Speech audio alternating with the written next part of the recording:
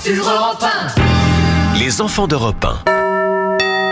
Et ce matin, Dimitri Pavlenko, avec les enfants d'Europe 1, on parle d'une révolution économique. Ah oui, il y a 65 ans, 18 novembre 1959, on inaugure en région parisienne, à Issy-les-Moulineaux, dans les Hauts-de-Seine, le premier centre Leclerc. Et lors d'Autriche, le succès est immédiat. Oui, des étalages en bois, 6 ou 7 vendeuses, 1500 articles en magasin, des montagnes de conserves, de lessives, de bonbons. Et devant l'entrée, ce panneau, centre distributeur de produits alimentaires Leclerc, vente au prix de gros. Vous habitez ici les Moulineaux? J'habite ici les Moulineaux. Vous êtes marié? Je suis Et mariée. vous avez combien d'enfants? J'ai 3 enfants. Bien, alors nous allons faire nos courses ensemble, si vous voulez bien. Est-ce que vous avez du sucre? Oui, madame. Un morceau. Un morceau. J'aurais voulu des pâtes aussi. 14 articles.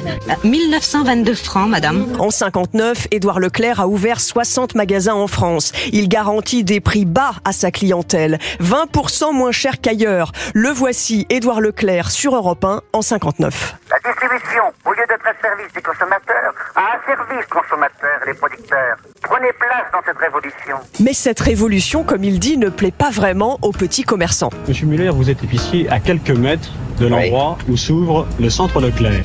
Vous avez peur de perdre les clients, donc? Certainement. Donc ça fait déjà 20 ans qu'on est là, on est appelé à disparaître, ça fait quand même pas plaisir. Si demain, vous recevez la visite d'un représentant du gouvernement qui vous dit « Madame, est-ce que vous acceptez de faire une campagne de baisse sur certains produits ?» Est-ce que vous On ne acceptez? demanderait pas mieux, on l'a bien fait durant la guerre. Mais le succès rapide de ce centre Leclerc pousse les commerçants installés à Issy-les-Moulineaux à baisser leurs prix. Des panneaux prix choc apparaissent dans quelques charcuteries, épiceries, magasins de meubles. Et quelques années plus tard, en 63, Édouard Leclerc se bat toujours contre la spéculation, comme il dit. Dans une publicité, il affirme que les Français devraient tous pouvoir manger de la langouste et du caviar. Sous le règne d'Henri IV, tous les Français mangeaient de la poule au pot.